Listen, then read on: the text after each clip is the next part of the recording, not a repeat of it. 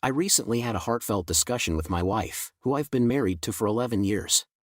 Regrettably, it concluded with her in tears. This brought back memories of a similar circumstance 3 years ago when I was on the verge of losing my job.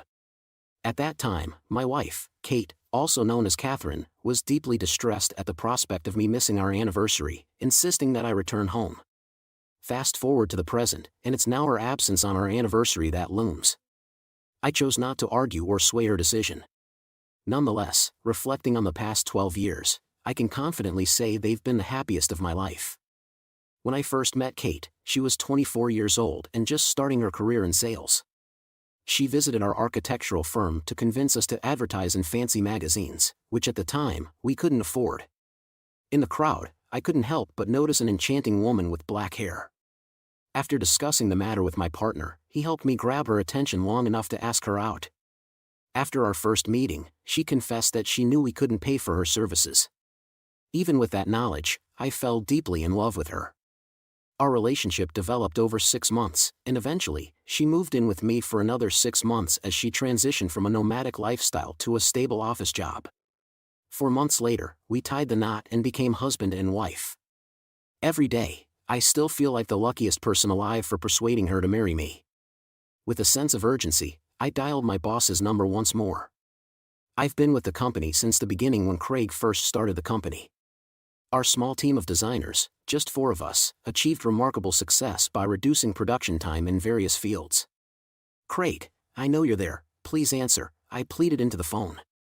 Finally, I heard his voice on the other end. "Dan, I'm really busy right now, he replied shortly. Deciding to keep it brief, I said, "Well, I'm leaving right now and won't be back until Monday."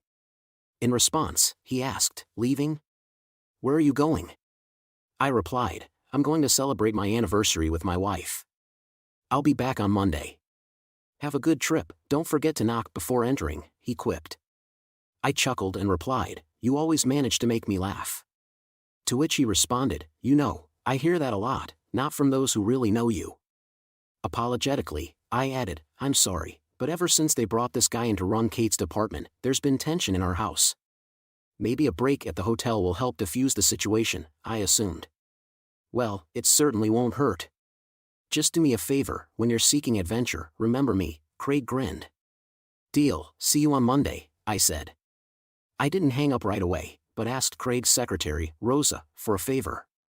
She knew how to work things out, and I needed a plane ticket. After the conversation with her, I headed home to pack.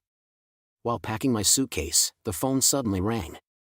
"You have 45 minutes to get to the airport for security check. The ticket is waiting for you at the counter in your name," Rose informed me. She'd secured a return flight for me on Sunday afternoon at 1:30 p.m. Unfortunately, there were no available rooms at Kate's hotel, so she booked one 2 blocks away. "Have a safe trip, see you on Monday," Rose said.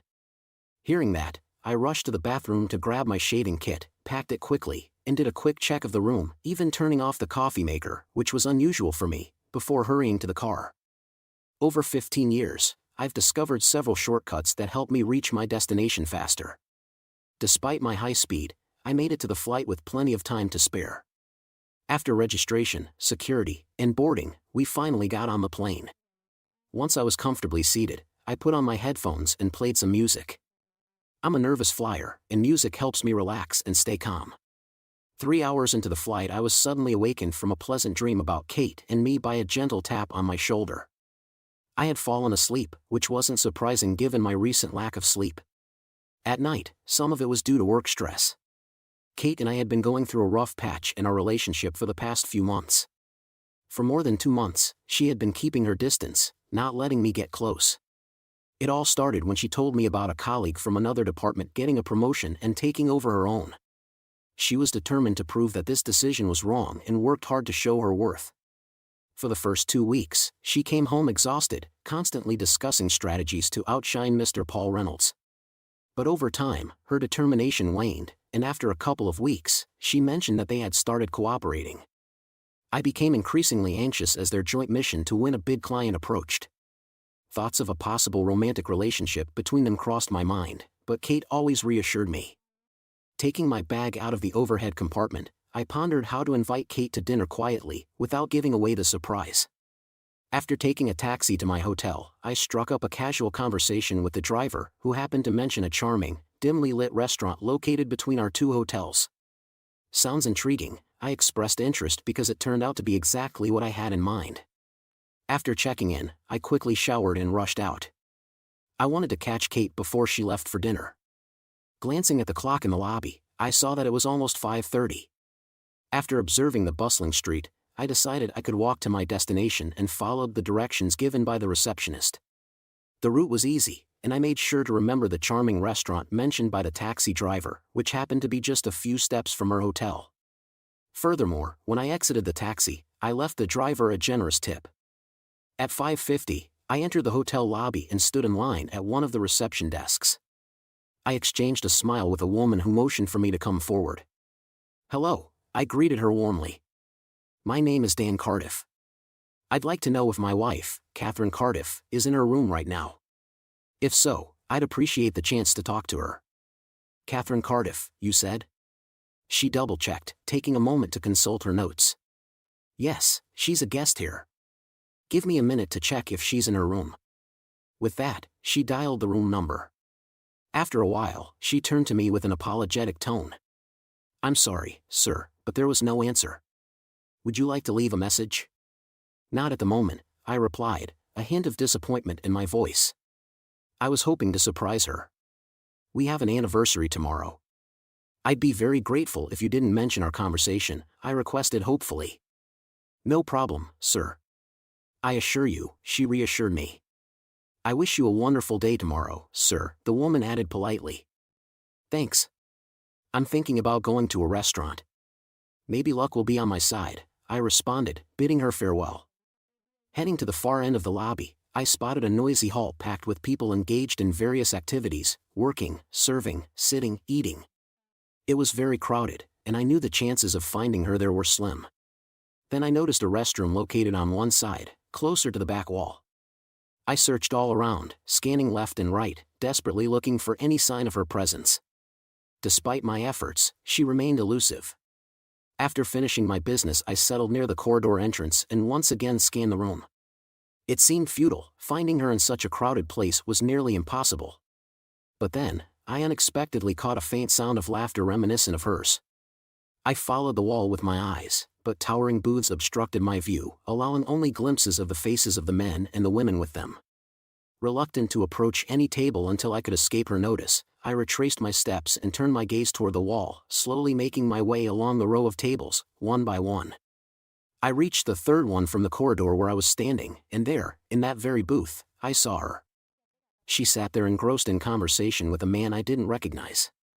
She looked radiant, dressed in the same elegant dress she always wore on evenings filled with dancing. Their interactions seemed relaxed, as if they were entirely at ease in each other's company. I couldn't help but wonder what was really going on between them. It seemed far closer than a typical dinner with a colleague. My heart raced as he leaned closer to her, prompting me to instinctively grasp the doorframe for support. As she bent down, their lips met in a tender kiss filled with mixed emotions. I decided to leave the doorway and move to the center of the hall, sinking into one of the padded chairs with a high backrest. Time seemed to blur. I sat there, never taking my eyes off their table. Suddenly, I heard her laughter again, drawing my attention. Turning my head, I saw her walking beside him, holding his hand tightly with both of hers. Their closeness, along with the general mirth, piqued my curiosity. They strolled past me just 15 feet away, and even though they conversed, my focus was solely on the adoring expression she wore as she gazed at him. It had been a long time since I had seen such an enamored look. At that moment, my breath caught in my throat, and I was momentarily speechless. I headed for the exit, my expression likely betraying my displeasure. Fueled by a surge of determination, I walked straight to the sidewalk. I couldn't take my eyes off them. She clung to his arm, leaning affectionately against him. I watched as they walked down the street, eventually turning a corner and disappearing into a restaurant I had noticed earlier. As I snapped out of my trance, I hurriedly headed for the door, suddenly realizing my surroundings. I decided to slow down, giving them ample time to move away from the entrance. I came to a halt, taking a few deep breaths in an attempt to regain my composure. Undoubtedly, there was meaning in the expressions on their faces, but I desired more, even though I couldn't fully comprehend what it was. Summoning my resolve, I pushed open the door and cautiously entered, staying close to the wall since